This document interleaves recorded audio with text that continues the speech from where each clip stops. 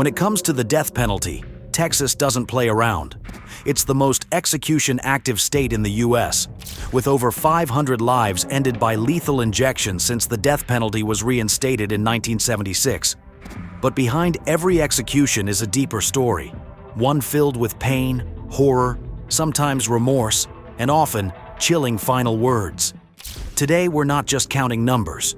We're going behind the headlines, into the mugshots, the crimes, the courtroom battles, and finally, the execution chambers. Some were monsters in plain sight. Others seemed like ordinary people until their darkness was exposed. These are Texas's most infamous killers. Tommy Lynn Sells, April 3, 2014. Tommy Lynn Sells was a drifter and one of America's most prolific and terrifying serial killers. Born on June 28, 1964 in Oakland, California, Sells faced trauma early on. His twin sister died of meningitis when they were just 18 months old, and he was abandoned by his mother soon after. By his teens, he was addicted to drugs and hopping freight trains, but his crimes went far beyond petty theft. Around the age of 14, Sells said he was already addicted to killing. Every mean, vicious psychopath, once upon a time, was an innocent young baby. For some people, the die are cast early in life. Sells confessed to over 70 murders, though investigators officially linked him to around 17. His killing spree spanned multiple states, but Texas is where his luck ran out. On December 31, 1999, he broke into a trailer home in Del Rio and brutally attacked 10-year-old Crystal Surlees and her 13-year-old friend, Kayleen Harris, who was at the same property. Kayleen was murdered. She was stabbed 16 times after being sexually assaulted. But Crystal survived, despite having her throat slit, and was able to identify Sells to the police. Her bravery led to his capture. In America, the first time I did a shot of dope, it was the best feeling I ever had in my life. And the first time I killed somebody, it was such a rush. And it was just like that shot of dope.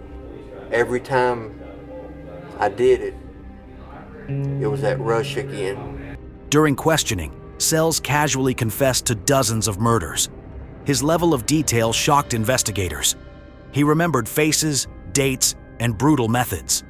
In Texas alone, he was linked to multiple child murders, rapes, and home invasions. Prosecutors called him pure evil. At trial, there was little defense. Sells showed no emotion as the evidence piled up. He was sentenced to death in 2000, but it would take 14 years before his execution, largely due to appeals and investigations into the full extent of his crimes. On April 3, 2014, Sells was executed by lethal injection at the Huntsville unit. His final words? When asked if he would like to make a final statement, Sells replied, "No." But his death brought some closure to families left in agony for decades. Crystal Surlees and members of the victims he had killed attended his execution. And for the investigators who chased his trail of horror across the country, it was the end of a long nightmare. What Sells did was just the tip of the iceberg compared to the next person on this list. His crime was so brutal, it forced the country to confront its history of hate. John William King, April 24, 2019. Tonight, more than 20 years after one of the most gruesome hate crimes in this country, the ringleader in the dragging death of James Byrd Jr. has been executed. If Tommy Lynn Sells was the face of cold-blooded serial violence, John William King became the face of modern-day racial hatred in America. Born in 1974 in Jasper, Texas, King grew up in a broken home. He dropped out of high school and turned to white supremacist ideology while serving time in prison for burglary. There, he joined a racist gang and tattooed his body with swastikas and hateful slogans. This was a grim preview of what was to come. On June 7, 1998, King and two other white men, Lawrence Brewer and Sean Berry, offered a ride to James Byrd Jr., a 49-year-old black man walking home in Jasper. But instead of giving him a lift, they dragged him into the woods, beat him, chained him by the ankles to the back of a pickup truck, and dragged him for nearly 3 miles down a rural road. Byrd's body was torn apart, literally, with his head and right arm severed after hitting a culvert. They went on to dump the remains of his body in front of a church. How cruel can this be? His gruesome death shocked the world and sent a clear message. Hate crimes weren't relics of the past. They were still alive, violent, and real. The trial was swift. Prosecutors painted King as the ringleader, as the one who orchestrated the murder, while also being the least remorseful of the three. His letters from prison were filled with racial slurs, neo-Nazi references, and pride in what he had done. The jury sentenced him to death in less than 3 hours. The Texas Department of Criminal Justice says it took 12 minutes from the time the order was given for the lethal injection to the time that John King was pronounced dead. After nearly 21 years on death row, King was executed on April 24, 2019. He was taken from a holding cell, placed on a gurney in the death chamber, and hooked up to an IV. He had no personal witnesses at his execution. His final statement? He gave none. No apology. No last-minute confession. Just silence. But he did provide a written statement beforehand that stated, "Capital punishment. Them without the capital get the punishment." He was injected with a lethal dose of pentobarbital at 6:56 p.m. and pronounced dead 12 minutes later, according to the prison department. James Byrd Jr.'s murder led to the passage of hate crime laws in both Texas and on a federal level, including the 2009 Matthew Shepard and James Byrd Jr. Hate Crimes Prevention Act. King died with no remorse, but his actions changed the legal landscape forever. The next on our list is a man whose final day came decades after his deadly rampage. Garcia Glenn White, October 1st, 2024. She was beaten beyond recognition. Houston, 1989.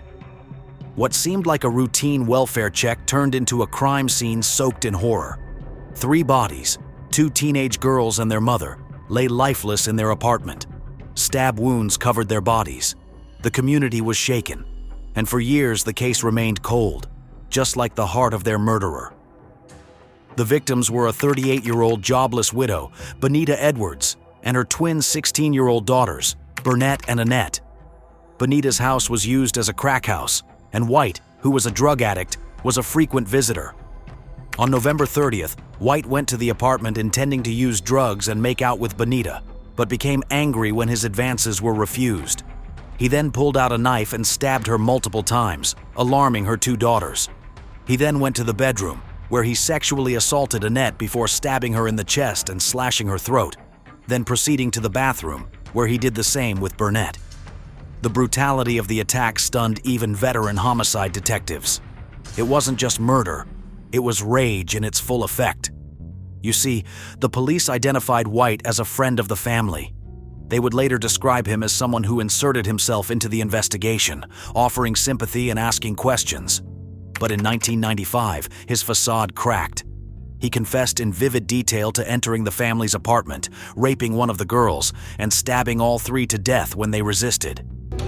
Did those girls deserve to die? No, sir, they did. I was scared, man, I was scared. White later claimed the confession was coerced.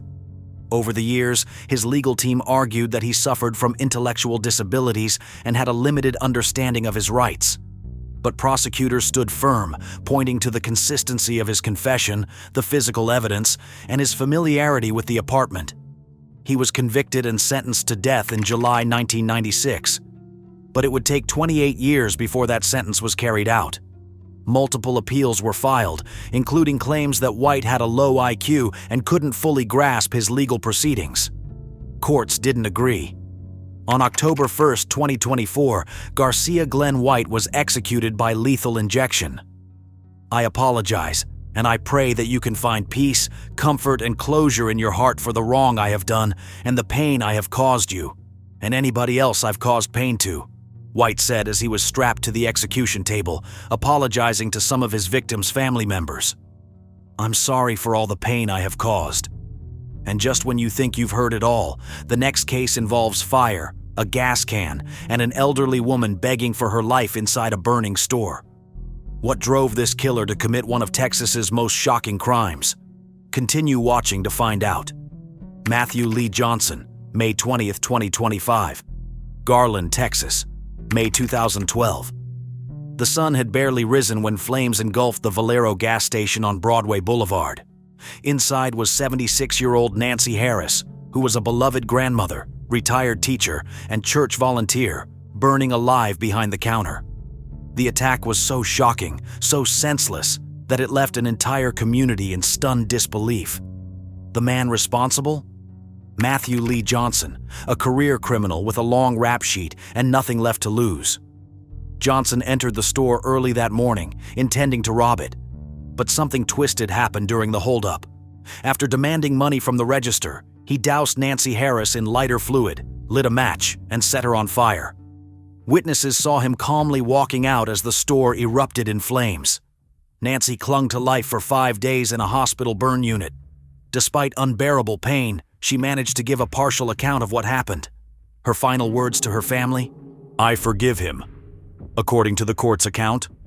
Well, that forgiveness wouldn't stop the justice system. It'll never be over. We still have to deal with the fact that our mother is gone, was taken from us in a horrific way. Johnson was quickly arrested. Video surveillance, eyewitnesses, and his own taped confession sealed the case. During the trial, prosecutors described him as calculated and remorseless. His defense team pointed to his childhood of abuse, drug addiction, and mental instability. But the jury wasn't moved. He was sentenced to death in 2013. 12 years later, on May 20th, 2025, his time ran out. In the execution chamber, Johnson made a bizarre final statement. "As I look at each one of you, I can see her on that day. I please ask for your forgiveness. I never meant to hurt her." For the Harris family, who sat through every appeal and every delay, watching justice finally take its course brought quiet relief. One family member said, "It doesn't bring her back, but it ends the waiting." But if you think that's the end of bold Texas crimes, think again. Coming up, one of the most daring prison breaks in U.S. history. The convicts didn't just escape, they left a trail of violence that would end in death, manhunts, and national headlines. The Texas 7, 2012-2023, December 13th, 2000, a maximum security prison in Kennedy, Texas. 7 inmates, all convicted of violent crimes, pulled off one of the boldest and most coordinated prison escapes in modern U.S. history. They didn't just want freedom, they wanted to disappear. And for a while, they almost did. The group, Joseph Garcia, George Rivas, Donald Newberry, Randy Halpern, Patrick Murphy, Larry Harper, and Michael Rodriguez, was called the Texas 7. They overpowered guards, stole uniforms, took guns and cash, and vanished in a stolen truck. What followed was a massive manhunt across multiple states, but not before the group left blood in their wake. On Christmas Eve, just 11 days after their escape, they robbed a sporting goods store in Irving, Texas. During the heist, Irving police officer Aubrey Hawkins responded to the call. As he pulled into the parking lot, the men ambushed him, unloading 11 bullets into his body and running him over with their vehicle. Officer Hawkins died at the scene. The killing sealed their fate. After nearly 6 weeks on the run, the Texas 7 were captured in Colorado, thanks to a tip after they appeared on America's Most Wanted. One member, Larry Harper, took his own life before arrest. The remaining 6 were tried and sentenced to death for Hawkins' murder. Even Patrick Murphy, who claimed he hadn't fired a shot, was also sentenced to death under Texas's Law of Parties, which holds all participants in a capital crime equally responsible. Over the next decade, justice caught up. George Rivas was executed in 2012. Michael Rodriguez in 2008. He actually waived his appeals. Donald Newberry in 2015. Joseph Garcia in 2018. Patrick Murphy in 2023, after a long legal battle over religious rights during execution. Randy Halpern remains on death row, his case under review due to alleged anti-Semitic bias by the trial judge. For the family of Officer Hawkins, the executions brought the long-promised justice they'd waited for. But beyond headlines and courtroom verdicts, what do these cases really tell us about Texas, crime, and punishment? These men committed some of the most notorious and violent crimes in Texas history. Each story was different: rage, ideology, revenge, desperation, but all led to the same end: a final walk into the execution chamber. Texas doesn't hesitate when it comes to capital punishment. Supporters call it justice. Critics call it irreversible. But for the victims' families, these executions often mark the end of long, painful chapters. Whether you believe in the death penalty or not, one thing is clear. In Texas, when the law comes knocking, it comes hard. Thanks for watching. Don't forget to like, subscribe, and click the bell so you don't miss the next case breakdown. Click here to watch more.